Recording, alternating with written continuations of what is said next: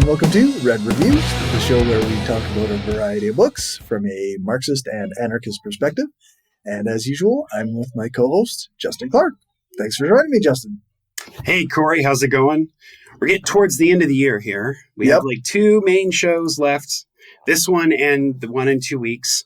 And it's been, I think, a really fun year for Red Reviews. I think I'm really excited to go into 2025, season 5, beginning of season 5, right? Or how 1, 2, 3, 4, whatever. But basically starting 4 years of the show will be starting 5 years next year. Starting 5 years, that's right. 2021 was our first year, so 2025 is our 5th. Yeah, which is pretty exciting. And I love doing this show. It's such a blast. And I love chatting with you. I love doing the discussions. And I think that, as we were talking about in the pregame, like things are kind of dark right now. Like it's not fun. Like nobody's having really any fun. And I respect that. What I want to do with the show is I just, in times of crisis, people will implement the ideas that are lying around. Yeah. So the goal is to throw out as many of those ideas that are lying around as possible. Have some good ones out there. That's the goal. That's the goal. So tonight is part 3 of our trilogy, our Anton Pannekoek trilogy, which we started early in the year when we did Marxism and Darwinism. And part 2, which was about Lenin as philosopher, and part 3. So we've spent a lot of time on the show talking about Pannekoek like as a philosopher and as a sort of scientific philosopher and as a political philosopher. But what did he actually believe? What was the political ideology that motivated him? We got into it a little bit in the Lenin episode because he ends that book with it. Right. But it was imperative that we sort of go back and go, what was Pannekoek's overall political vision? And so the last book in our trilogy is the one that I think lays out very clearly what his philosophy was. And that book is Workers' Councils.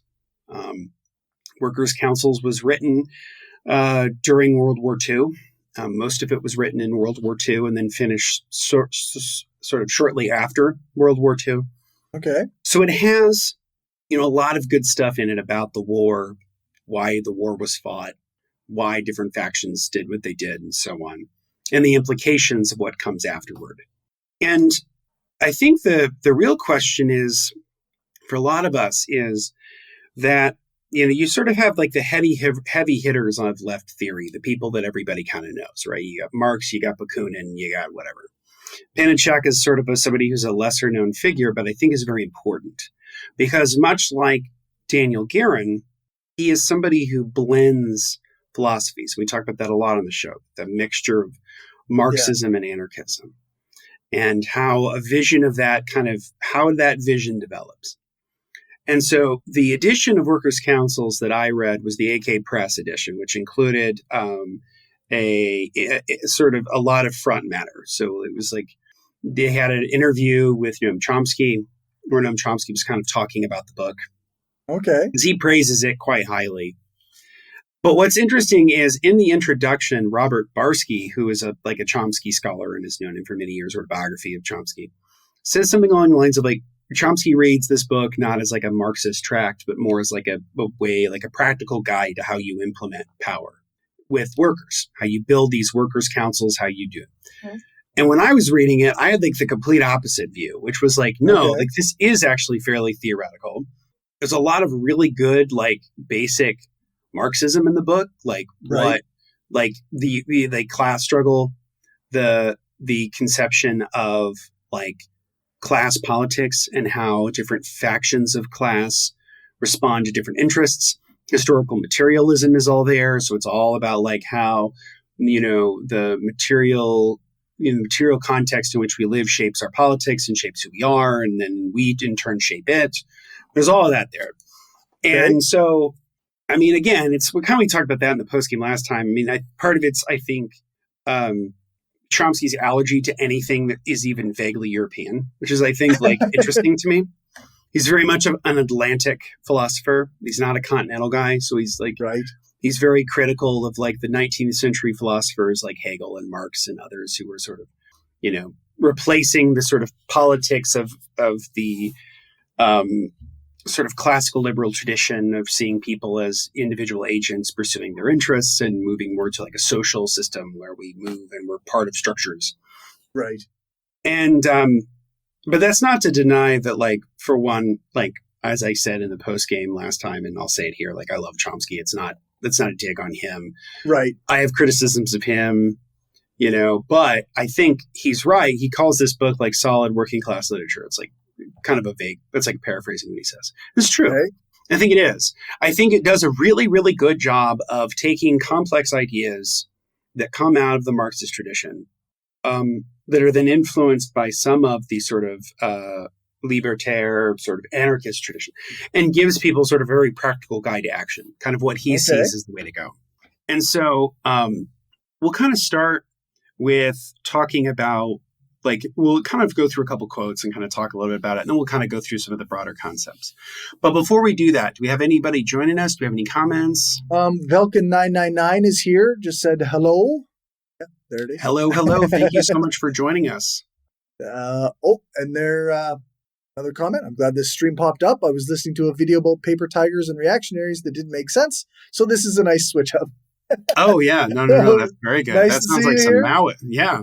Sounds like some Maoist stuff, I would imagine. But with the paper tigers thing, but clarify in the comments if that's the case.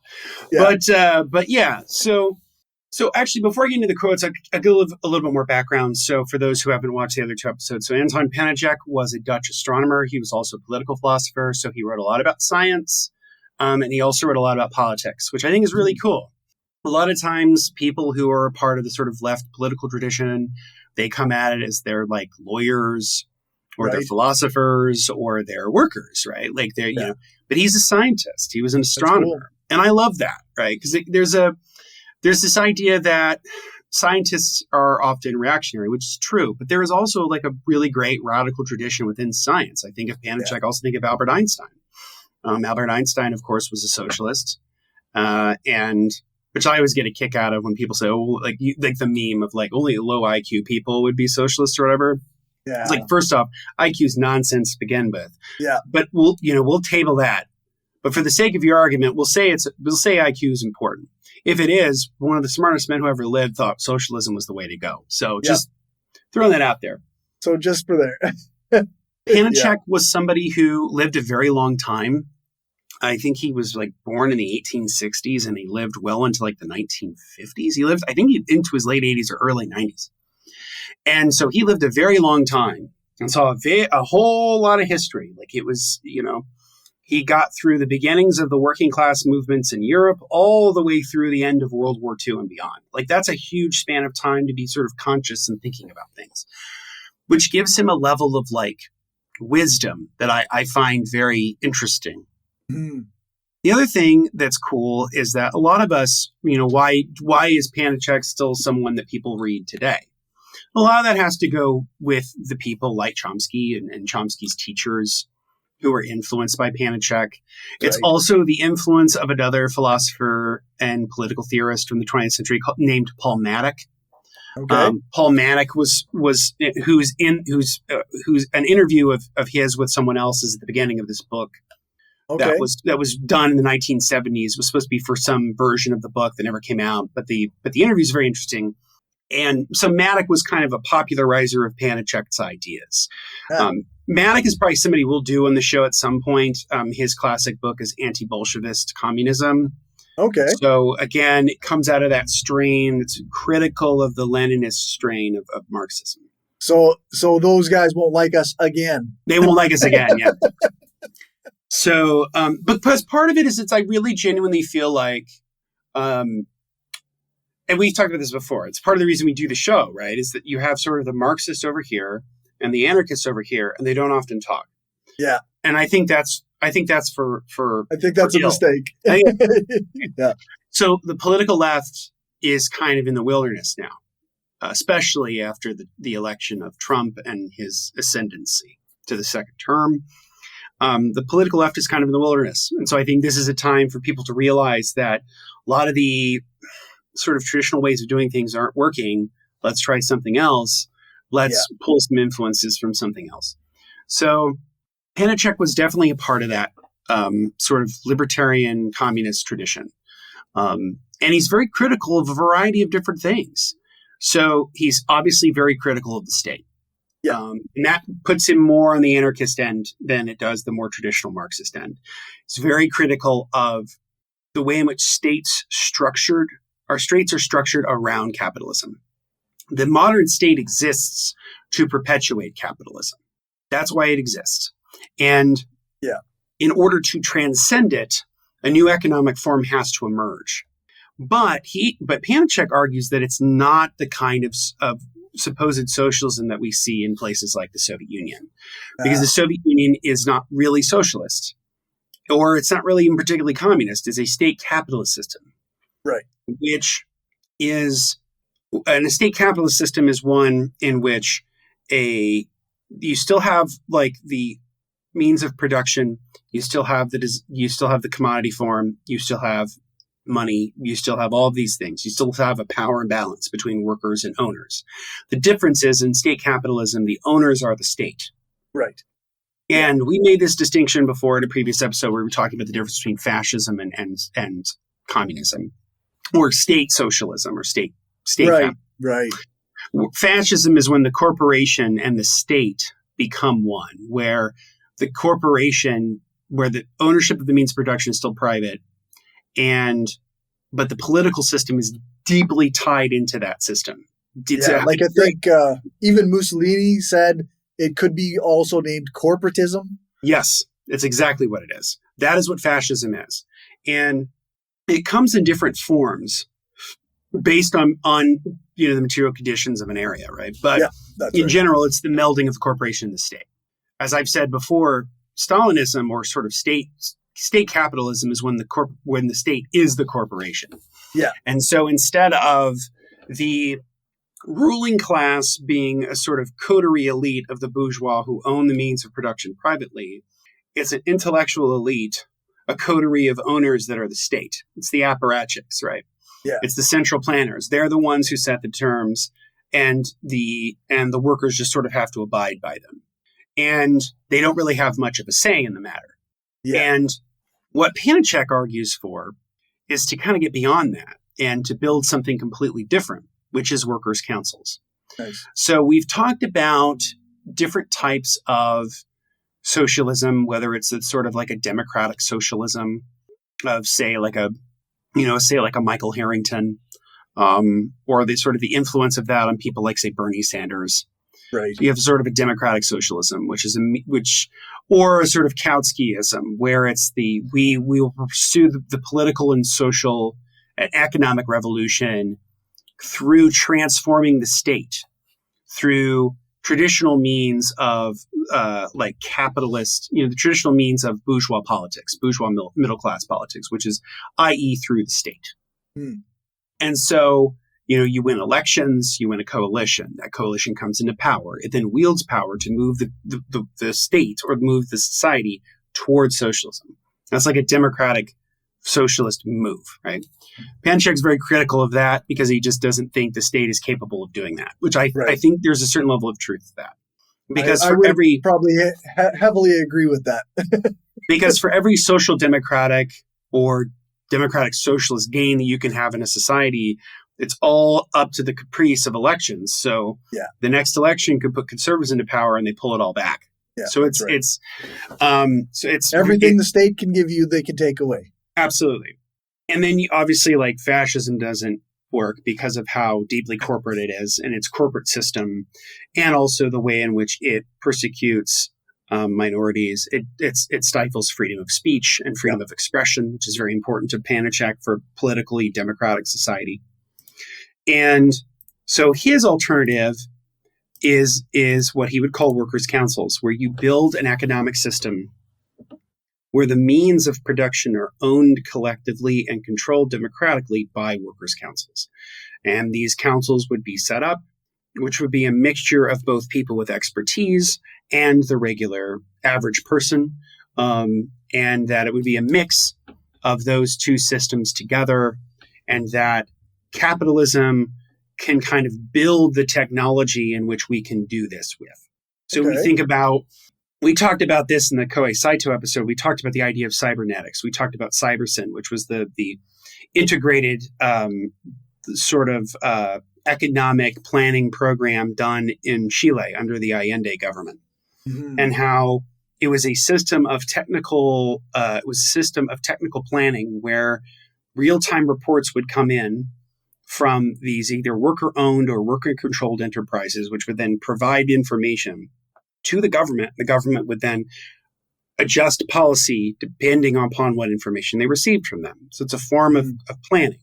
Now, it was more centralized than, say, Pannekoek would have in his system. But imagine something like that for an entire nation where it doesn't necessarily have to go through the state. It goes through the workers themselves. Yeah. So you have council systems that would integrate with one another, that would then talk with one another and plan with one another. So he talks about this in very clearly Marxist terms. There's a good quote from the beginning of the book where he talks about technology. He used the word technics, which was something people used to say back then. When he's writing this in like the 20s or 30s. Another writer completely different than Pannekoek, named Oswald Spengler, used the word technics as well. But so think of technics as being technology. But he says, the technics of small tools combined with private ownership means a society of free and equal competing small producers. So this is like the beginnings of a emerging proto-capitalist society. This is post-feudalism, where political equality is emerging. Political and social equality is emerging through the revolutions by different working class groups within those societies. If you think of something like the Leveller movement in England, which led to the repeal of mercantilist laws, which allowed for more free trade. That's a form of progress in the sense that the economic system is being taken away from the state, or at that time would have been from the feudal system, and putting it in the hands of individual free choosing agents within a small economic system. Then he says the techniques of big machines combined with private ownership means capitalism. So it's that version just blown up, where you have everything is bigger. The means of production are bigger, the corporate structures are bigger, and the states, as a result of the corporations and the means of production getting larger, the state also gets larger. States grow with their economies. That's a pretty common, I think that's a fairly common and a pretty universal fact about states, is that they grow with their economies. The larger the economy, generally, the larger the state. Thus, he says, the techniques of big machines combined with common ownership means a free collaborating humanity. Thus, capitalism is an intermediate system, a transitional form resulting from the application of the old law to the new techniques. So, like, this is all very Marxist. Like, he's very much laying it out.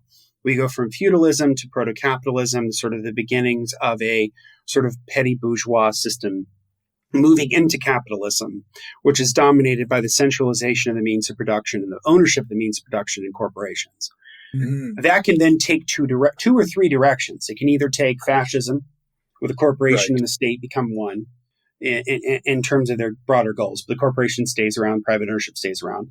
Stalinism, or state socialism, state capitalism, where the state becomes the corporation, replaces it. So it's, as Roger Daltrey sings in The Who, new boss, same as the old boss, right? Or the third option, which is truly a libertarian communist society built around workers' councils. And I think that that's the vision that Pannekoek argues for. And so he's very critical of the notion of the state, but he's also very critical of other elements, which you would think are, you'd be like, oh, that's an interesting take. So he's very critical of unions. But he's not critical of them in the way you think. Basically, he makes the argument that unions serve a very specific function within capitalism, which is that they're sort of the release valve of capitalism. They work as a mediator. And so the workers who only have their labor power to sell, individually, they don't have any power other than the power of their labor. And they can sell that labor. But collectively, they have a tremendous amount of power because they can shut things down. And he talks about how unions are often in capitalism, as capitalism emerged and evolved, unions also became a key component of the capitalist system, and one that was very progressive. But he also criticizes the fact that unions are often can be a conservative force within the working class movement itself. So unions can become complacent. They can become where they can become bigoted, which is certainly the case with the AFL, the American Federation of Labor, as it emerged in the late 19th century in the U.S. Didn't allow black people, didn't allow women. The model of a good model of a union he often writes about in the book is the IWW, the International Workers of the World, which is founded in the United States, and with people like Big Bill Haywood and Eugene Debs and Mother Jones and others. Daniel De Leon, I think, where they did not discriminate. Black people could join the IWW, women could join the IWW. And so he talks about the Wobblies being a form of a more progressive form of unionization. Right. I think some of this is true. So if you look at, for example, the United States today, a lot of times the unions will just reflexively align behind the Democratic candidate. Right. They're pretty much bought and paid for by the Democratic Party. And what I thought was really good around this election cycle was that Sean O'Brien, who is the general president of the Teamsters, International Brotherhood of Teamsters, one of the largest unions in the United States, that the Teamsters withheld an endorsement. Yeah. Because there was real dissent within the ranks. I think that's a more radical move. I think that it reflexively endorsing candidates simply by virtue of a party they belong to is a bad thing. Yeah. And I think that the unions have been weakened in America as a result of being sort of bureaucratized and put as a part of the sort of Democratic Party apparatus. This is the stuff he's talking about, where unions can then be co-opted for bourgeois political ends, and they don't actually serve the ends of the working class. Yeah. Where there's a real divide between the leadership and who the everyday working person is. And I think that's true. For sure. So I think he's very critical of what others had written about and talked about the idea of a labor aristocracy, where the union becomes increasingly divorced from the everyday concerns of everyday workers. Also, it takes away their agency. It basically says, much like the state does, because the state says, oh, don't handle that yourself. We'll handle that for you. You will elect us to handle this for you, so you don't have to. Unions do the same thing, right? The union leadership will say, oh, don't worry about it. We'll take care of it for you. Right. And in doing that, you lose agency. You do lose a little bit of your agency. Because of the hierarchical nature of the unions puts somebody at the top that says, this is the person that's going to do it, kind of thing. Yes. And so then at the very top, you have these people who are very divorced from everybody else who's a part of the union, right? Yeah. This is a good example of, like, if you look at a lot of union leaders, right, a lot of them are lawyers. They're not workers. Yeah. They're lawyers. So, and there's no slight to lawyers, but I'm just saying, like, they're not really a part of the working class. One of the rarities, I think, is the UAW with Sean Fain. Sean Fain is of the working class. He did work has worked for many years at the Chrysler plant in Kokomo, Indiana, which is where I'm from. And so, like, he's kind of a rarity, right? Yeah. Or if you think of, like, Sarah Nelson, who's one of one of the leaders of the flight attendant unions. I think that's who Sarah Nelson is. Okay. And she's another one where she's an actual, like, flight attendant, but then she also runs a union. Like, that's how unions should be. Yeah. Unions should be more horizontal. They should be more democratic. Literally represented by the people in the union. Bingo. And I think, I don't know if he ever makes this argument explicitly. I'd have to go back and, like, review every line of the book. But basically, like, I think he implicitly sort of makes the argument that workers' councils would make unions unnecessary. Because once you build a system where the workers own and control everything, you don't have to have unions. They're not fighting against the bosses anymore. You're not having to fight, because everything is owned and controlled collectively by the workers themselves. You no longer need the state as it exists. You no longer need unions as they exist. You no longer need, notions of socialism. Like he's very critical of like the term socialism. He sees socialism as very much in the sort of Kautskyite form, where it's you do socialism through the state. You win elections, you pass reforms, and over time you build a system that's socialism, but you don't do it through revolution. And so, but he also recognizes how revolutions can go awry. So he has a good section about how the sort of social democratic leadership of Germany and Russia kind of left the workers high and dry. So especially in Germany. So when the workers' movement took power in 1918 in Germany, led by like Karl Liebknecht and Rosa Luxemburg and others, there was a real chance of like having a workers' government. But they put all of that aside in order to kind of work with the broader Social Democratic Party of Germany in order to build the coalition government that would then take over and do everything it wants to do. That was the Weimar Republic. This is the interwar government. And it didn't last very long. Right. You know, the interwar government really only lasted, the Weimar Republic only really lasted 15 years before Hitler comes to power in 1933. So it kind of paves the way for fascism because there's a lot of this pent up worker anger, and they want to build a worker owned society, worker controlled society. But you're saying, no, we still have to go through the state. Still have to go through the state. Still have to do it the old fashioned way. Right. Yeah. And so all that pent up energy, where does that go? It fuels fascism because the worker movement has basically been subdued in the effort of this like broader compromise. Right. Yeah.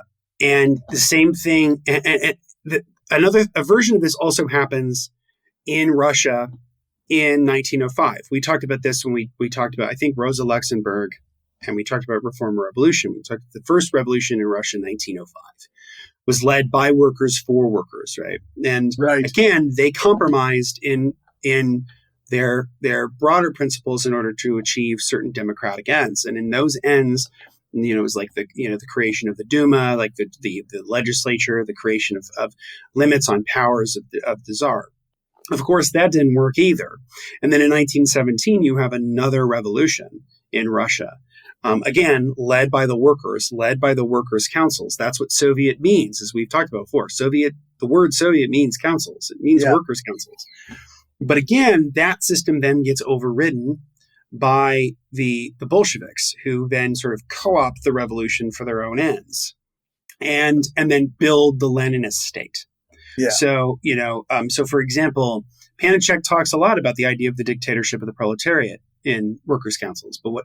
But as we've often talked about before, it doesn't mean literal dictatorship. It just means rule by the working class and for the working class. But in Russia, they took that a little too literally. And so out of that system came the social, like the sort of Bolshevik system, where it was incredibly top down.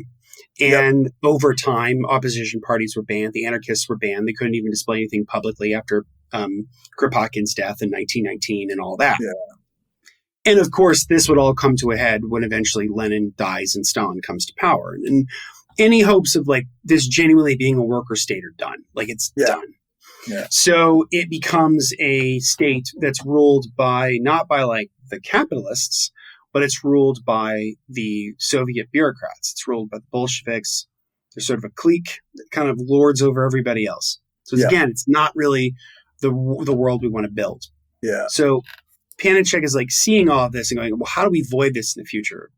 And one of the ways is that we don't compromise, that the working class doesn't compromise anymore, that we actually start doing things like wildcat strikes, where it's just like, that's another thing of why he's critical of unions, is because, if the workers want to do a wildcat strike, the union leadership can put that down. Yeah. Yeah. It's one of those things like, if you're playing within the rules of the system, so there's no way for you to upend it or to change it with it, no matter how bad it gets, you're still, as long as you play within the rules, you're still fucked. Yes, exactly. And so, I think that when it comes down to it, he has a great quote where he says, there is only one power in the world capable of vanquishing capitalism, the power of the working class. The working class cannot be freed by others. It can only be freed by itself.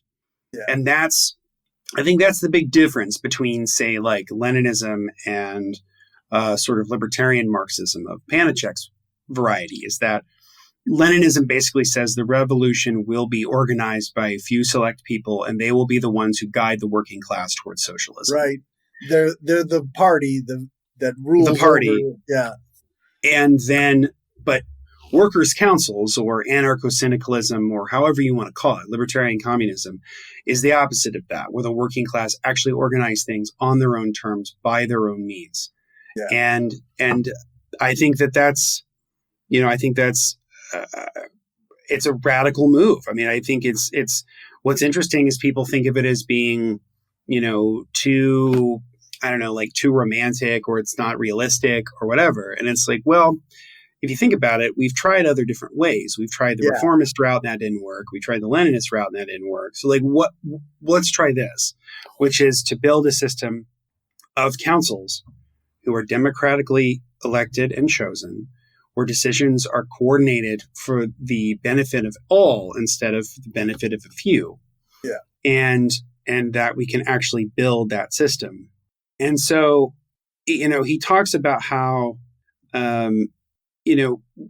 how these councils are not like politicians. They're not like government. So as he says, that he calls them messengers carrying and interchanging the opinions, the intentions, the will of the groups of workers. Yeah. Not indeed as in different messenger boys passively carrying letters or messages of which they themselves know nothing.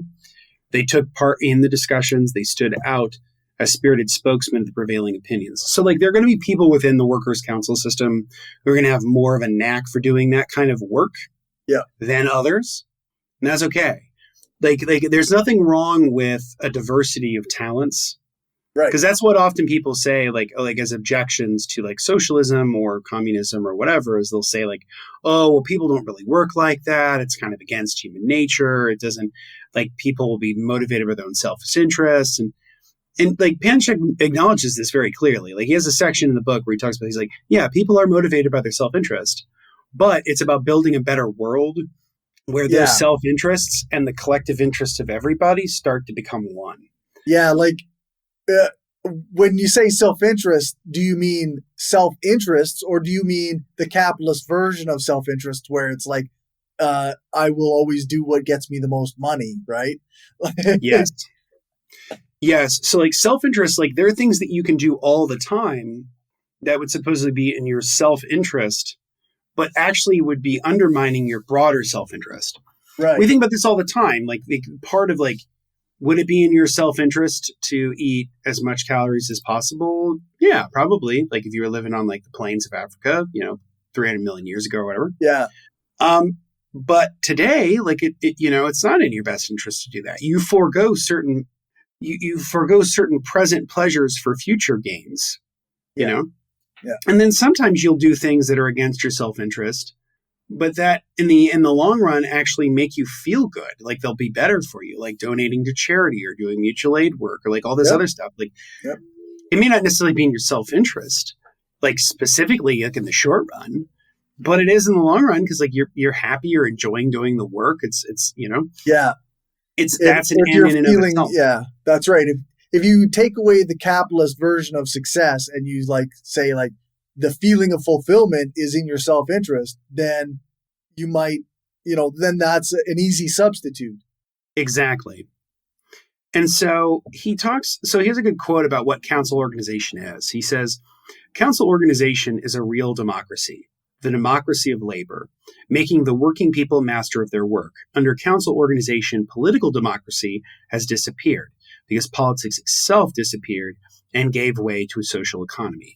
So this is where we get into that idea of like the withering away of the state, or just sort of conceptions of what does worker power mean, and Marxism's idea of the governing of people is replaced with the administration of things, right? So it's like the goal is to have social cohesion and social betterment collectively, rather than trying to like build a state that kind of lords over everybody, because you don't have to. Like when you finally build a world where an economy is arranged democratically by the people, the state is no longer needed. You don't need to do these things, right? Like the reason that we defend things like Medicare or Social Security is because we're stuck in the state for now. But ideally, we'd live in a world where like we wouldn't have to have any of those things because they would just be all shared collectively by the workers. They'd all be shared collectively by the people, and you wouldn't have to necessarily like have like a big lording state over everybody to do it. Yeah. We'll stop there real quick and see if there's any comments. Yep, we got a few here. I'll go backwards from the most recent one. Kerrigan is here. And hello, Kerrigan. Since you guys are covering this, are you guys open to covering more books about libertarian Marxism specifically? Oh, yeah. I mean, I think that's kind of a bigger theme of the show now. So we did the Politics in Black and Red. We did the Towards, what's the other one called? Like Toward Anarchist Marxist Solidarity book. Revolutionary Affinities. Yes, that book. We did that one. We've done Daniel Guerin. We've done now 3 episodes on Pannekoek. Like, yeah, I think that's a key theme because that's essentially like my politics. Like, right. It's, and so like, but that isn't to say that like we won't do like specifically like anarchist books. Like next year we're going to do, I think we're going to do Rudolf Rocker. We're going to talk about anarcho-syndicalism. We're going to, we'll eventually do a Chomsky book on here at some point. I haven't figured out which one we're going to do yet. We'll probably do his book on anarchism. Now, there are 2 different versions of that book. There's like the City Lights version, and then there's like the AK Press version. Oh, interesting. There are like 2 different versions of that. They're both called On Anarchism, but there's like 2 different books. Okay. And I think I have the City Lights version. I think it's like City Lights or it's the City Books or whatever. And then there's the AK Press book. That's the one I have. And that's the one that has like his classic essay, The Responsibility of Intellectuals. Because to me, if we're doing Chomsky, we have to cover like the responsibility of intellectuals. I think it's a very crucial and important essay of his that we would do. Yeah. So yes, I mean, I think that, I identify as a libertarian Marxist. I'm a libertarian socialist. Like that is my politics. So my politics are very close to somebody like a Daniel Guerin or a Anton Pannekoek or an Eric Fromm, who I've written about too. And I'm not dogmatic. I think the Workers' Council's concept itself is pretty damn close to what I would want. Seems that's like something that could be used within whatever system we happen to end up with. Exactly, right? Because you're going to still need administration. You're still going to need to figure out how things work, and you need to work together to solve problems. Like that's what humans do, right? And instead of having like a conception of the state that is this entity that is both over us and that is perpetuating and maintaining capitalism, you have a system of councils, or you have a sort of libertarian, socialist, or anarcho-communist society that replaces all of that. Yeah, right. Because I think that's the criticism people often have of like, oh, well, you want to get rid of the state, but it's like that's going to hurt people. It's like, yes, if you just get rid of the state and you do nothing, which is what the right libertarians want to do. Yeah. The anarcho-capitalists, like their whole thing is like, but they don't understand really what the state is. Like they don't recognize, they don't really know what it is. Yeah. And they don't know that that the state is a specific product, like it is a byproduct of capitalism. I don't think you have the state as it exists today, or the nation state as it exists today, without capitalism. Yeah. I don't think it's any surprise that the nation state system developed broadly after the Treaty of Westphalia in 1688. So this is the late 17th century, right? This is the beginning of capitalism. Like it's all, they're all tied together. Libertarian capitalists or like anarcho-capitalists don't get that. It's like, we can kill the state. And they just want to replace all the oppressive components of the state with corporations. Yeah. And, what is that? That's corporatism. And what did Mussolini call corporatism? Another word for fascism. That's fascism, yeah. Anarcho-capitalism to me is fascism. Yeah. It is essentially fascism. But yes, no, that's definitely our viewpoint. That's definitely my viewpoint. And we'll probably do more stuff like that in the future. Like I said, we'll probably do Paul Maddock at some point. We'll definitely do CLR James. So there's going to be a lot of stuff we'll do in the future. And that's definitely where we come from. Velkin 999 had 2 comments that are related, so I'll play them. Okay. I'll put them in order. Unions are by and large better than nothing, but I do get the idea of them being a release valve for capitalism induced stress. Mhm. And then also, it reminds me of some Hollywood movies often acting as a release valve for anti-capitalist ideas, despite being quite the opposite. It's being about making money off something people want to watch, of course. Yeah, no, that's true, right? Yeah, So you'll often see a lot of capitalist, like anti-capitalist ideas in large movies. yeah. Whether They're it's they're yeah, they'll be watered down or they'll be like portrayed in a certain way, but yeah, they're there. They're just not. They're just there to make you feel special. exactly. So I think to kind of unpack a little more the concept of unions, I'll pull a quote from Pannekoek where he talks about the growth of capitalism, the increase of the number of workers, the urgent necessity of association make the trade unions giant organizations, needing an ever increasing staff of officials and leaders. These develop into a bureaucracy administering all business, a ruling power over the members because all the power factors are in their hands. That's the problem, is that over time, much like the state, it gets too big and then it gets too bureaucratic and then it no longer fulfills certain democratic functions. That's the trouble with unions. It's not that unions existing is a bad thing, because it's not. What is bad is the development of them and how they fit within capitalism. Yeah. Because they exist specifically within capitalism itself. If capitalism didn't exist, we wouldn't have to have unions. Right. I mean, previous to, I guess the closest analog pre-capitalism was the guild system. Right. So the guild system in the Middle Ages, which again was an outgrowth of political reform and revolt, right? Yeah. In feudal Europe. But the guild system the guild system created a middle class, which was often at odds with a lot of the broader public. Yeah. So the guilds created a sort of a differentiation between the peasants and the guilds. The feudal peasant didn't have nearly as much power and authority in that system as somebody who was a guild or a skilled tradesman. Right. Yeah. So just recognizing those components, right? Now, I'm very pro-union, and this is where I think I'm actually different than Pannekoek, which is that I actually think that one of the ways you build worker power is through the unions. And I actually think that if you have a union, which is run democratically, where it isn't overly bureaucratic, where its leadership is more horizontal, that can kind of fulfill the workers' council. That can fulfill a lot of the needs of what a workers' council could be. So I tend to be more positive about unions. It's not that he's anti-union. What he is basically just recognizing their limitations within the capitalist system itself. Very much like how, like as your example of movies, how movies can be anti-capitalist, but only to a point, right?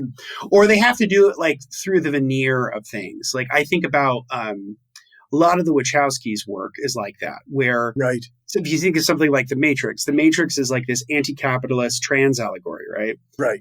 But it's done with all this sort of like science fiction, cyberpunk stuff, because it's a lot easier to articulate radical ideas through genre fiction than it is to do it straight. That's why Star Trek's so important. Star Trek's a lot like that, where you can say some pretty radical ideas in Star Trek that you couldn't otherwise, because it's in the future. Of course it's in the future, right? Yeah. The Wachowskis did another movie called Jupiter Ascending that's like this, where that movie is like, I've never seen it, but I've heard, I guess it's very anti-capitalist. And it's all about like basically space imperialism, which is kind of interesting. Or if you think of like something like Starship Troopers, right? Like which is like this incredible satire on fascism.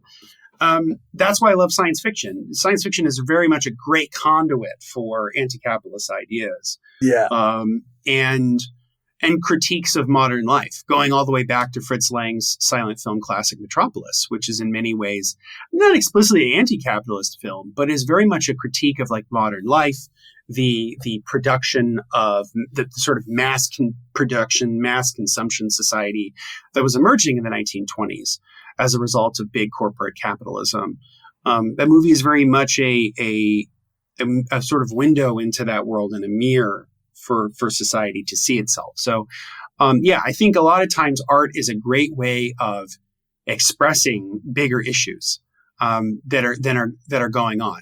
The trick is to let a movie kind of not necessarily wash over you, but to let a movie make you feel something. I did a post about this recently. Like, Movies fundamentally are meant for you to feel something. Yeah. If you think something, that's great. And you should too. But it should make you feel something first. And if you're constantly just sort of like nitpicking the movie or cinema sensing to death, you're never going to really appreciate the movie and what it's trying to tell you. Because it's telling you a story, you know? Yeah. It's like, you don't need to know all the details of how Batman gets back into Gotham in The Dark Knight Rises. He just does. Like, you don't have to know that. Yeah. He's just that fucking good. Like, he's Batman. Of course he's going to get back into Batman. Just let him do it, right? Or it's like, I'm wearing my Back to the Future shirt. Like, don't think too hard about the time travel part of it. Just don't think too hard about it because it's going to make your head explode. Yeah. But, you know, just kind of enjoy it for what the movie is about, which is a commentary on like nostalgia and the relationship between parents and children. Like that's what that movie's trying to say, you know? Yeah. And I think a part of that's just because like Americans don't particularly understand sometimes like irony, satire, metaphor. We're very hyper literal people. Yeah, that's right. Yeah. We experienced that in the atheist community, the hyper literalization. Yes. Literalism. Yes. Because I would argue that a lot of these like hardcore sort of atheist types, they read the Bible just the way the evangelicals do. Yeah, that's right. Yeah. But regular people, they don't read the Bible that way. They don't read the Bible that much. They either don't read it or they don't read it like that. Right. Yeah. They recognize that it's a book of stories. Most people know. I think most people deep down know. If you had to sit down and ask them, this isn't literal, is it? No, it's a book of stories. Right. These are tales to help you learn how to live your life. Some of them are much better than others. Yes. Those are few and far between. But yeah. Yeah. As a callback to earlier in the episode, Velka999 said the video he was watching said the video said paper tigers are ineffectual and not much of a threat, while also saying that the U.S. in possession of nukes is a paper tiger. That's true, right? So some of that I think is true in the sense that, and I think that was what Mao was trying to get across in one of the essays that we did in the Mao episode. If you want to go back, we talk about that. But basically, like, yeah, so like the United States is the only country in the world to ever actively use nuclear weapons on a population. Yeah. We talked about that in the Oppenheimer episode. But basically, like, the United States, it would be very hard pressed to drop a nuclear weapon today. I don't think it would happen. It would only happen as a retaliatory strike. I don't think the United States would do a first strike again. But I could be wrong. I mean, some people on the internet are just like freaking the fuck out about Ukraine and about it being World War III. And I'm like, it might be, but it may not be. I mean, isn't that just going to be over when Trump comes into office? He's just going to pull out, right? We'd be so lucky. I mean, we'd be. That's what I thought. I mean, but we won't be that lucky. Like, I mean, to me, the Biden presidency started to end with the aid to Ukraine. Like that was the beginning of the end. Like that pivot away from the concerns of the public, because Biden was elected for domestic policy reasons. He was elected to try to fix the country from COVID. And for the first year he was in office, he did a lot of that. And then that pivot, because you got to serve America's imperial interests. But anyway, yeah. So yeah, I think that, the United States is no longer in a position to do as much as it wants to, or it once did at one time. Mm-hmm.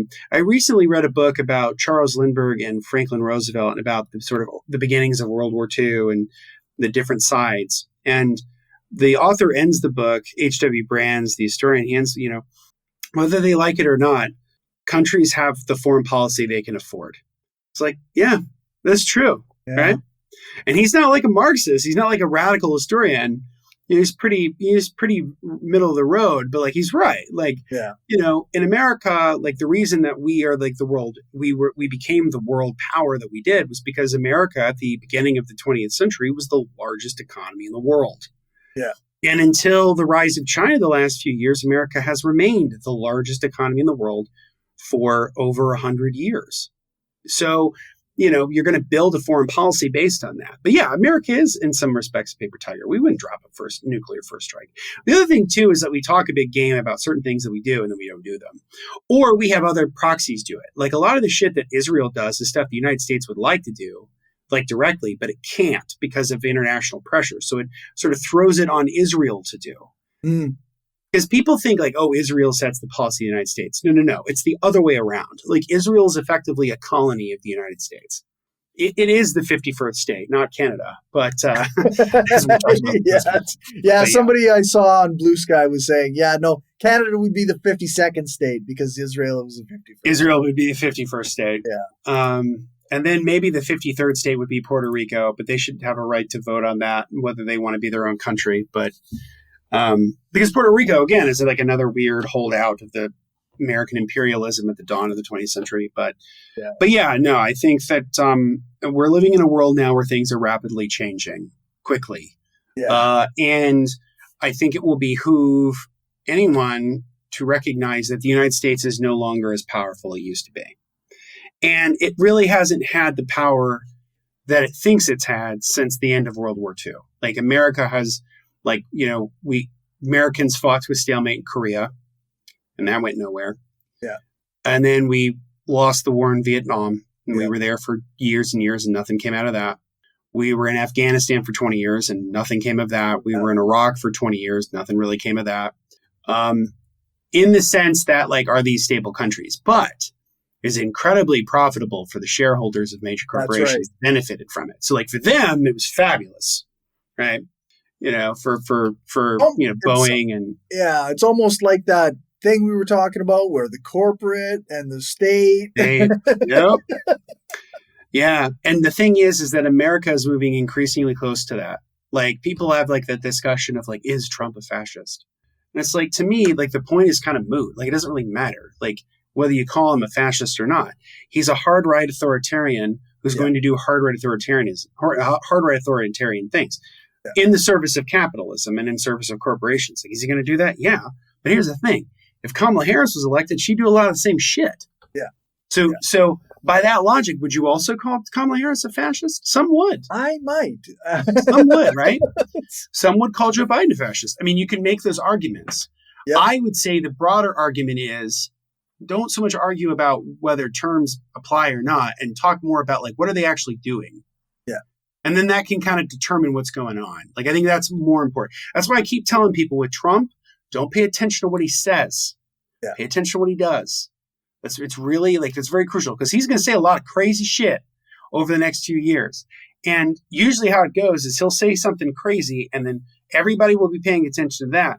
Well, something else is going on over here, which is really important that people should be focusing on, but they're not because they're focused so much in on the whatever crazy thing he said. Yeah, because they're following where the media is pointing them. Bingo.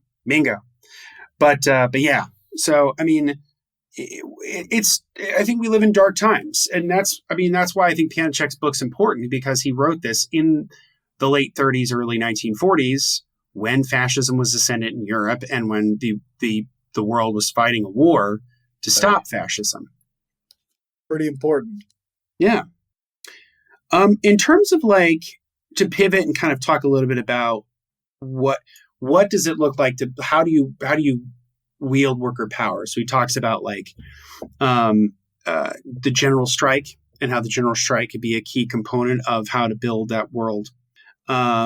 The sit-down strike, the occupation of facilities, I think is a good one, where workers just take it over and they don't give it up, because and what's interesting is he says a lot of times the people who own the buildings, they don't know anything about them. They don't really know anything about their business, but the workers do. So they know how it all works. They could shut it down pretty easily. It's yeah, you're right. They absolutely could.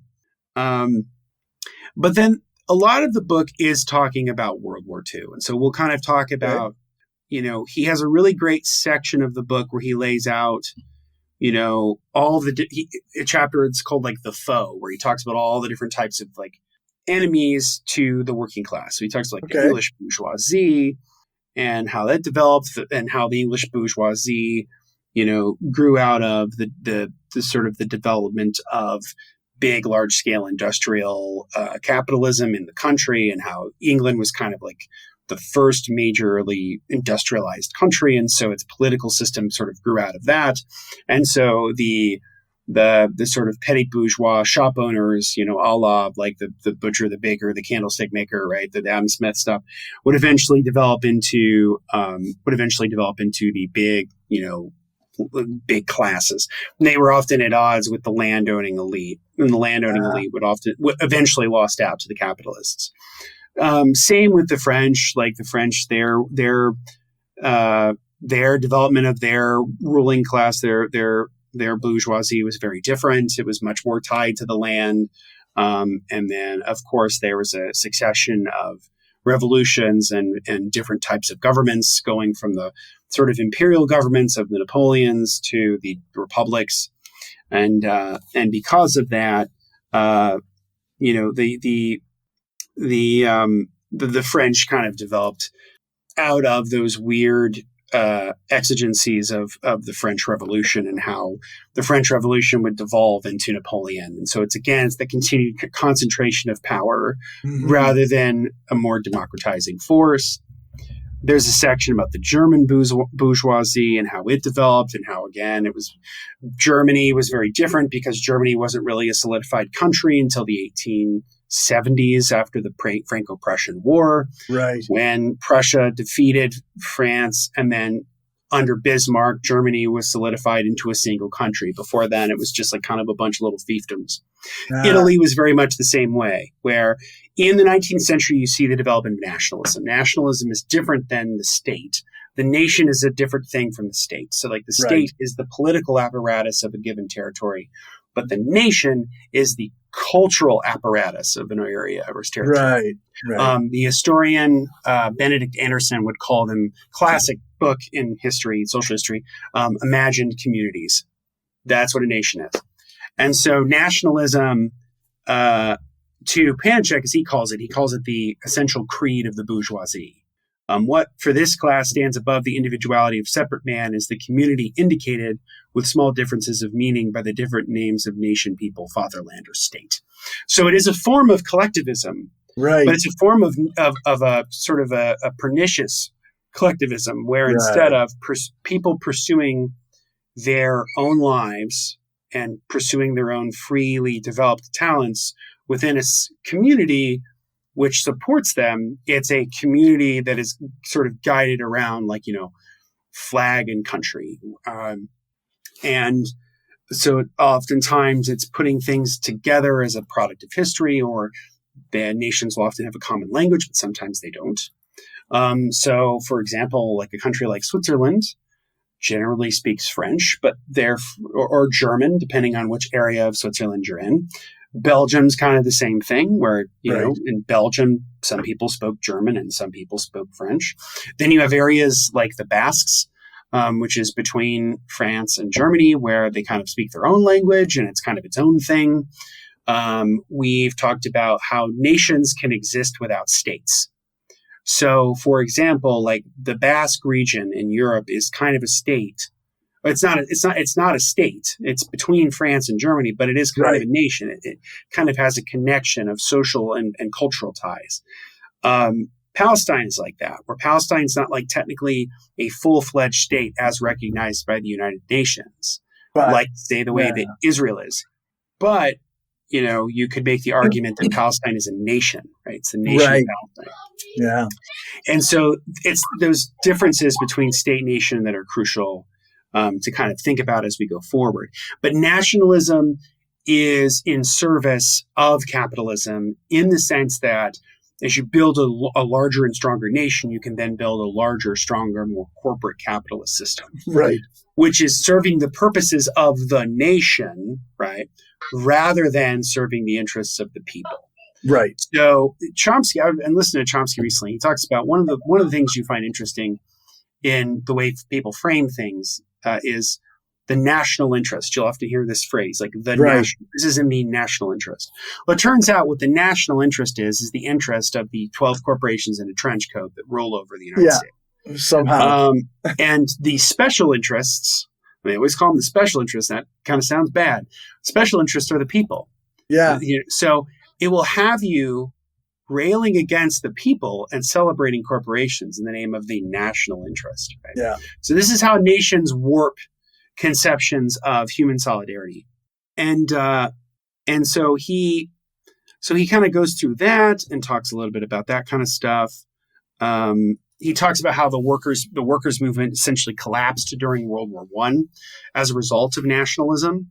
So if you think of the Social Democratic Party in Germany, if you think of the Kautskyites, the renegade Kautsky, like Lenin's critiques of Kautsky hold. They're not bad. Right. He's right in the sense that the working class movement in Germany, the Social Democratic movement in Germany, gave up its connection to class for its connection to nation. So that's why it voted either in abstention or for the war credits for Germany. It supported Germany in World War I.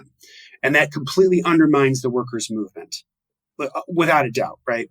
And out of that comes the end of the war, where you do have these radical uprisings. You have the Bolshevik Revolution in 1917. You have the Workers' Revolution in 1918 with Liebknecht and Rosa Luxemburg. Of course, that one then gets undermined again. Liebknecht and Rosa Luxemburg are murdered. Yeah. So you see all these radical political energies, which are for the working class, being snuffed out by tendencies which are aligned with nationalism. Yeah. And then, of course, the fascists come to power, right? You have Mussolini in Italy. Yeah. You have Hitler in Germany. You have Franco in Spain. And you have Hirohito and in Japan. So the rise of nationalism as an alternative to worker power and worker solidarity leads to fascism. Yes. And I think that's right. I think it's a great summary. I think that this desire to give up the sense of being a part of the working class for the nation will undermine the working class. Like, you should see yourself as a part of the working class first. Yeah. And then see yourself as like a Canadian or an American next, right? Right. If you want to at all. Maybe you don't even want to. Maybe you want to just see yourself as a person who is tied to the working class, that I'm a citizen of the world, right? Sure. Where the world is my home and to do good is my religion, the Thomas Paine. And so you could have that too. He has a great section about American capitalism, and there's a really, really interesting component about America that is fascinating. And I think it's a key component in understanding why have left-wing politics never been more popular in the United States? Or at the very least, why have they been popular lately? Okay.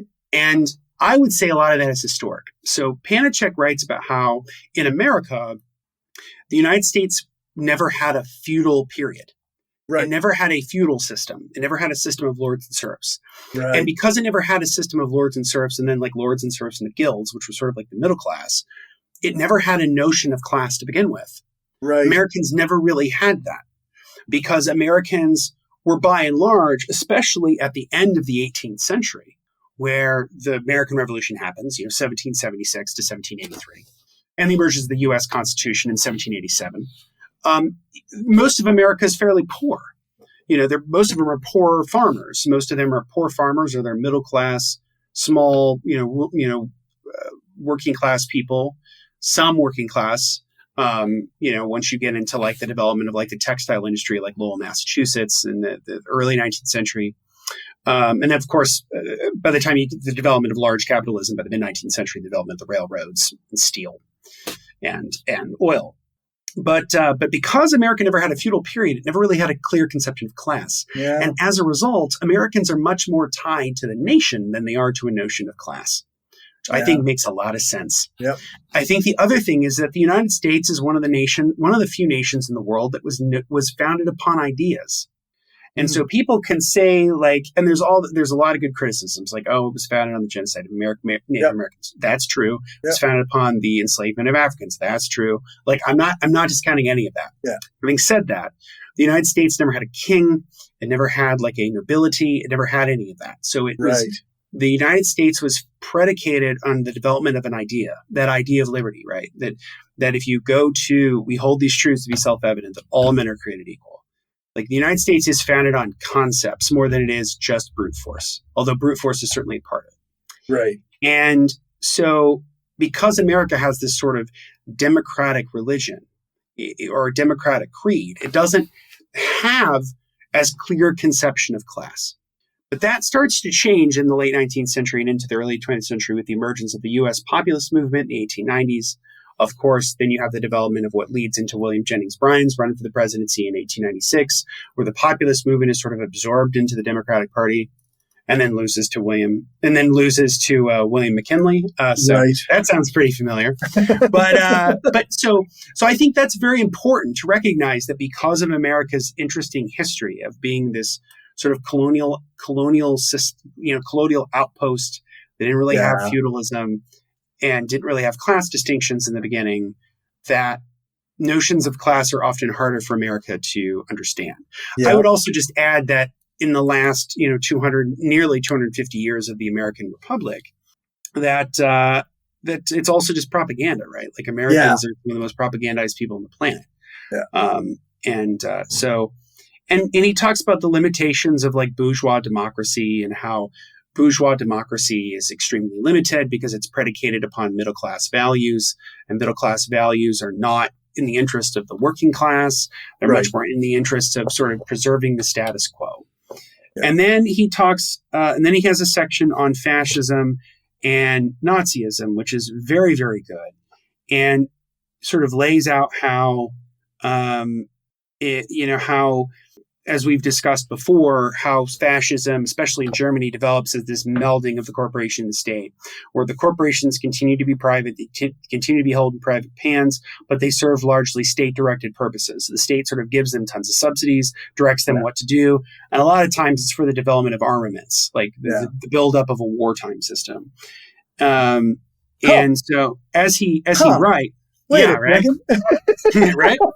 So he has a quote about this, which I think is really good, where he says, like, all political practice and all social ideas of National Socialism, fascism in Germany, have their basis in the character of its economic system. Its foundation is organization of capitalism.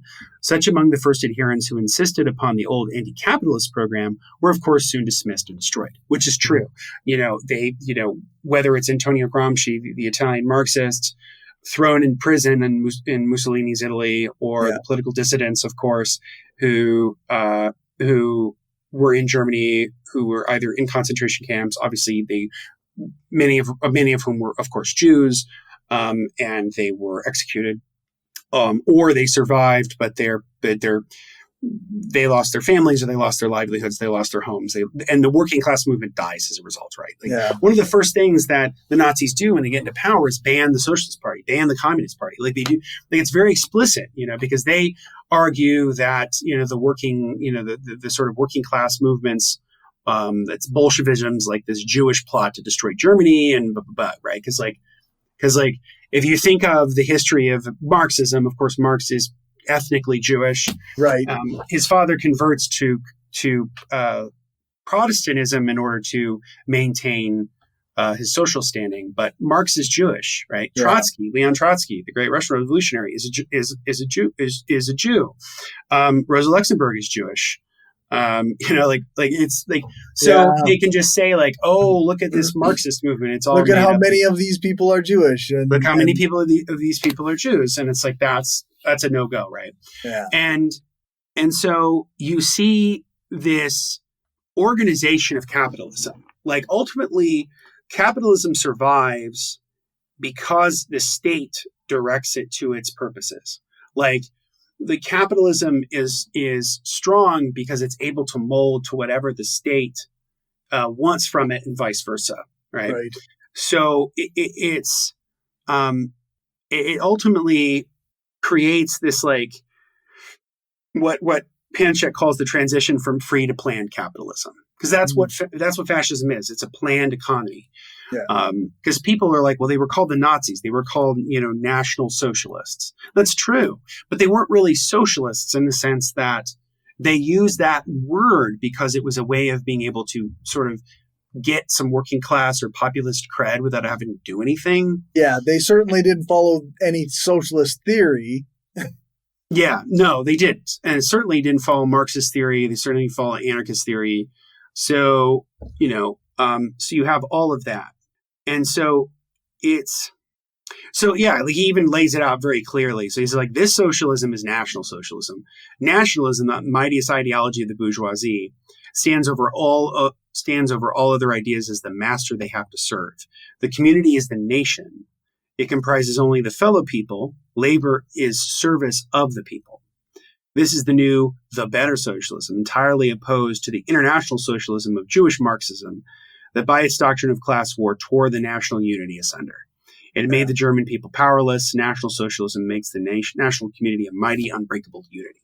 Yeah. So it's using nationalism as a means to divert away from socialism to build capitalist ends, as you said earlier. Yeah, and like the rhetoric works, right? Because you can say, well, the nation is the people. Therefore, if you're working for the nation, then we are being socialist. You can use that rhetoric, even though you're doing it in a way that undermines the actual power of the people. Exactly. And so there's an entire chapter about World War II. We won't go into it as much, but basically we'll kind of lay out how the development of capitalism in China and the imperialist ambitions of Japan and China were a key component in the development of the World War, especially in the Pacific theater. Because, of course, the United States gets involved in World War II on December 7th, 1941, when Pearl Harbor is attacked by the Japanese. And also he has a section on like the decolonial struggle and how that kind of was a key component of the war. Because as you could see, by the end of World War II, the British Empire was pretty much no more. You know, India becomes its own country in 1948. Pakistan is partitioned out of India and becomes a state shortly thereafter. Yeah. A lot of the African colonies become independent states in the 1950s and 1960s. Of course, a lot of their, pro-worker or Marxist or radical governments would often be undermined by the U.S. Particularly, I'm thinking of like Patrice Lumumba, and Kwame Nkrumah, and I think there's a good book about this called like White Malice if you want to learn more. But by basically the CIA doing coups, and then he has a chapter on the peace, and in the last chapter of the book, what I find fascinating is he talks about how the sort of planned capitalism that emerged in World War II, whether it's the sort of fascist planned capitalism of Germany or the sort of state-directed planned capitalism of the Soviet Union, or the sort of social democratic / planned democratic capitalist economy of the United States. Because the United States had an extremely planned economy in World War II. There were price controls, there were wage controls, there were rationing, there were limits on what profits you could have. There were there were high income taxes, in the 90th percentile that stayed well through into the early 1960s. So there was a lot of control over capitalism. And what Pannekoek sort of lays out, and he was totally right, was that after World War II, there would develop a sort of planned capitalist global economy, which is true. That's exactly what it was. It was the Bretton Woods system.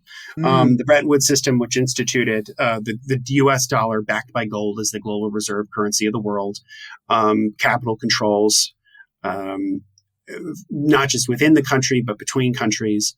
You had a very tightly regulated financial system in the United States and in most countries in Western Europe through into the 1970s. And of course, Pannekoek dies, I think, in the 1960s. So he doesn't see the unraveling of this planned capitalist system that he sort of presages in the book. But he's right, like that basically capitalism led, all of the sort of chaos of capitalism led to the World War. So let's try to plan it better and put it under more control so that this never happens again. Yeah. Which you can make the argument, well, it kind of did. Like the U.S., the world hasn't had a world war since 1945. Right. There have been, of course, wars and many conflicts, many, of course, going on today. But there has not been a global war since 1945. And part of that is because of this very planned capitalist system. But because they have this new planned capitalist system, it in many ways can undermine the workers' movement. It can actually make it a lot harder to build that workers' council vision, because in a planned capitalist system, there's a lot more tighter controls on what workers can do. There's controls on what owners can do, but there's also controls on what workers can do. And this is where, like the labor aristocracy, the control of unions is kind of critical. Yeah. But I'll finish in the last part of the book where he talks about how, despite all of these challenges, we live in an era where the potential of the workers' movement is quite high, and that there is potential. And he writes, he talks about how mass strikes could be a key component to building that workers' council world, where you could move away from the planned capitalism. So he says, like, to exert pressure upon the government, there must be mass strikes. He writes about how this is really good. Should capitalism succeed in establishing one world, that's in quotes, it certainly would discover the necessity to split it into two contending halves in order to prevent unity of the workers, which is exactly what happened post-World War II, right? You have the first world of the United States and the Western countries, and you have the Soviet Union as the second world. Yeah. Actually, it splits in threes, because there's the third world of the anti-colonial struggles and the development of independence movements across the world throughout the 20th century. So that's exactly what happened. But he also says that this sort of breakdown of capitalism as we know it also leads to a breakdown of the old conceptions of socialism, which is, well, if the workers just can take control of the state, we'll be fine. And that's not really the case. Yeah. And now he says, and I'll kind of leave you with this. Now it is seen that socialism in the sense of state-directed planned economy means state capitalism, and that socialism in the sense of workers' emancipation is only possible as a new orientation. The new orientation of socialism is self-direction of production, self-direction of the class struggle by means of workers' councils.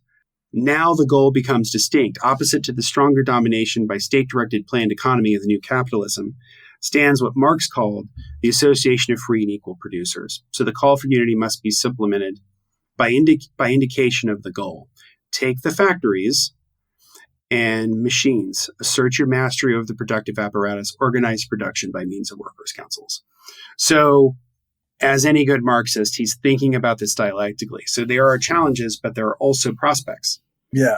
And the prospects are great. So the big takeaways, I would say, is that Pannekoek was somebody who was grappling with all these different types of socio-political institutions, socioeconomic political institutions that have been developed over, basically 200-300 years, and was sort of laying out how all of these eventually tend to concentrate over time and build stronger and stronger powers over time that lord over the working class. And the way to break that is to no longer try to reassert the state in service of the working class, but rather to build an alternative system where the state is no longer needed.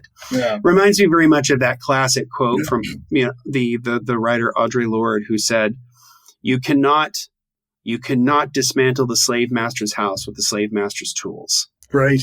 And I think that's right. I mean, I think that that's true, that the working class in the world have to reconsider what it means to build working class power in the 21st century. Yeah. This book is, 80-something years old, 70-something years old. And so some of it doesn't necessarily apply today. Obviously, I think that we're moving in the direction of a more planned capitalism. I think that the election of Trump and a lot of his moves of trying to do tariffs or trying to do some kind of economic warfare in the form of tariffs or tax incentives for certain corporations or other things. It's like a reassertion of the mercantilist system of the 18th century. And so it's a moving away from the sort of neoliberal free trade capitalist world that we've lived in for 40 years. Yeah. And it's becoming a definitely more controlled, structured capitalism. And I think that is our future. And while that seems to be a challenge, I also think it's an opportunity, because people will recognize that it will also not work. Yeah, and that there will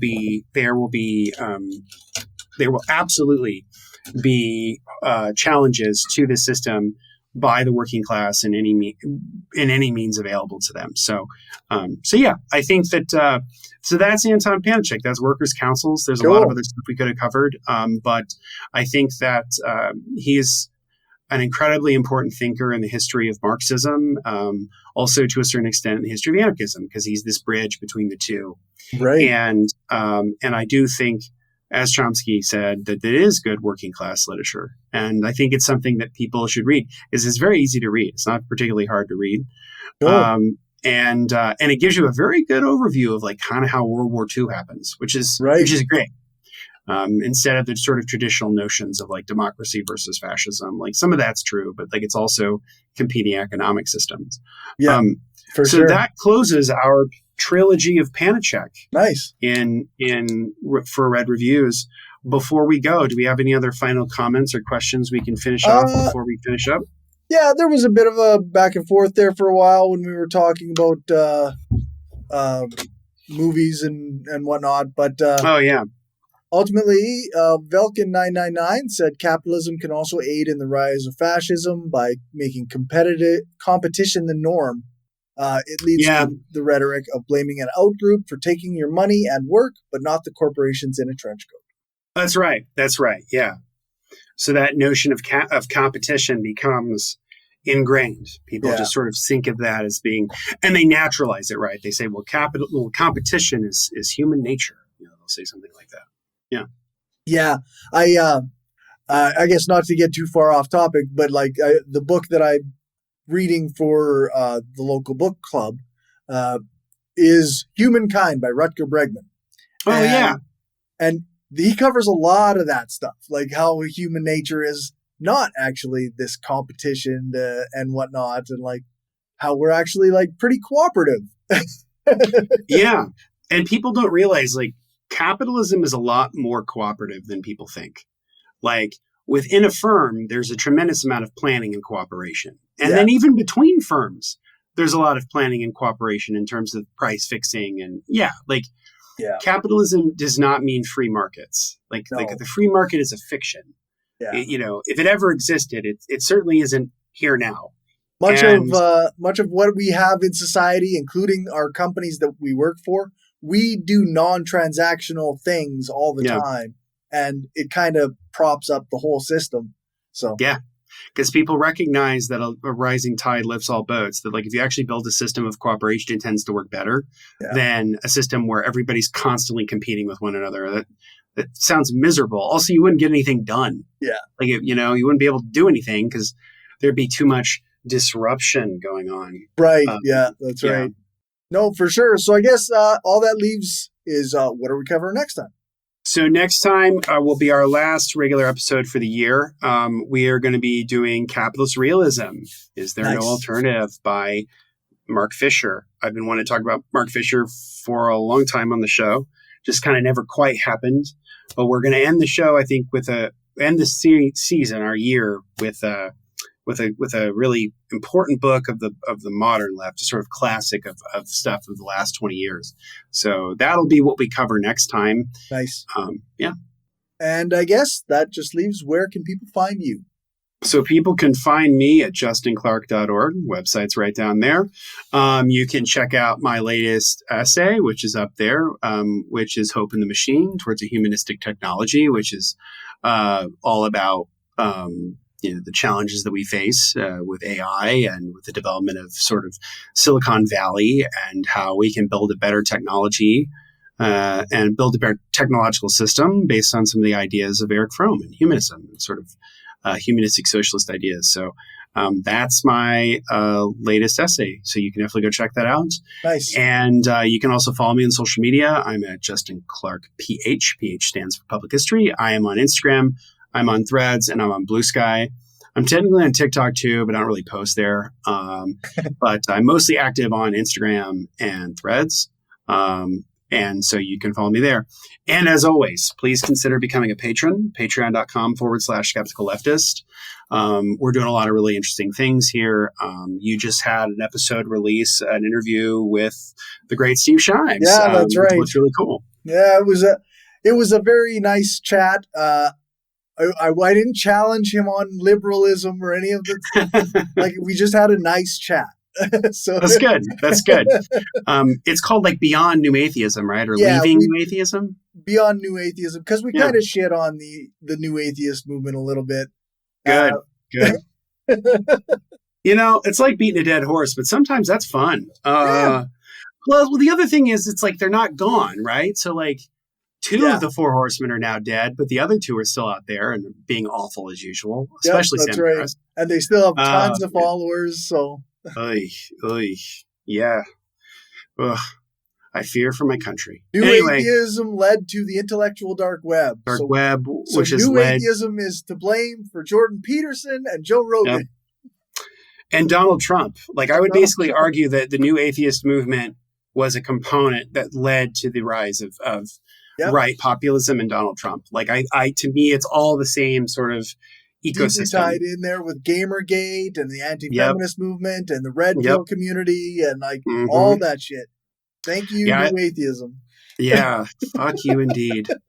It always goes to, there's a great piece, man. Maybe we'll do it on the show, but we like in a post game or something. But Luke Savage years ago wrote a great piece for Jacobin called "New Atheism, Old Empire," which kind of lays out like a lot of the problems with new atheism. Yeah. I'm glad it's dead. Like, the secular movement is definitely in some ways moving very much in a positive direction. I'm very happy with what Americans United is doing these days and what the American Humanist Association is doing these days. I think there's some good stuff. And I think most people who are a part of like the broader secular community aren't bad. I think most people are genuinely nice. I don't think that they hold the sort of regressive opinions of Richard Dawkins or Sam Harris, even if they're fans, if they consider themselves fans. Right. And I think that's a good thing. You outgrow your heroes or people that you learn from. In Sam Harris's case, you outgrow it pretty quick because he's a fucking idiot. But but anyway, yeah. So and I think Ina Nice Mangos has done like a new series on like Sam Harris. I was seeing some clips that she had posted and they were great. So check that out if you want to learn more about whatever crazy shit Sam Harris is doing these days. Yeah, no kidding. If you're a glutton for punishment. But anyway, definitely consider becoming a patron. Patreon.com/skeptical leftist. You'll get access to the pre-games, the post-games of all of the shows. And you'll be helping out my good friend Corey here, man. Yeah. He's working hard. He does a lot of this shit. This is a labor of love for us. So, if you can help it out, that would be great. We've always seen some plugging away at it. Always plugging away, man. And, we've seen some nice growth of the community this year, and we're really happy about that. And so thank you so much. And if you become a patron, we will be doing a patron-only live stream on December 28th. It'll be sort of our end-of-year special. So you can come join us, ask us questions, and kind of chat with us if you'd like. So you get access to that as being a patron. So definitely consider becoming a patron. I think that's important. And it's continue the work we're doing here. Yep, I agree. Thank you so much to everybody in the chat. Thank you. Yes, thank you guys. Everybody watching. And thank you, Justin. Thank you. All right, folks, that's all for now. Thanks for watching or listening. Remember to share this show with your friends or on the social media site that you use the most. Thank you to everyone who supports this show on Patreon. I really appreciate it, and it helps me keep the power on. Thanks to my top patrons, Damian Marie Athope, Some Random Geek, Justin Clark, Dan F. Smith, and Lisa Glass. And thank you to my new patrons. You can stay tuned for the list of patrons at the end to see your name listed. If you aren't a patron and want to contribute, you can do that at patreon.com/skepticalleftist, or you can send a one-time donation to buymeacoffee.com/skepticallefty. I also have a Substack where you can subscribe for free or you can donate per month. And lastly, you can get a paid subscription on Spotify that will give you the same access to bonus content and extra long episodes. If you can't contribute financially, then I would like on YouTube or a 5-star rating and a review on Apple Podcasts or one of the podcast review sites like Podchaser would be great. If you want to find more from me, then make sure to check out the show notes for links to all my stuff, or check out my link tree. It's linktr.ee/skepticalleftist. That's where you can find all of my social media spaces and communities. You can also email me at mindofaskepticalleftist@gmail.com. Thanks so much for listening or watching. Make sure to leave a comment on the video, join your local org, print off some posters or pamphlets, and spread the propaganda. Also, stick around for a clip from this episode's post-show chat.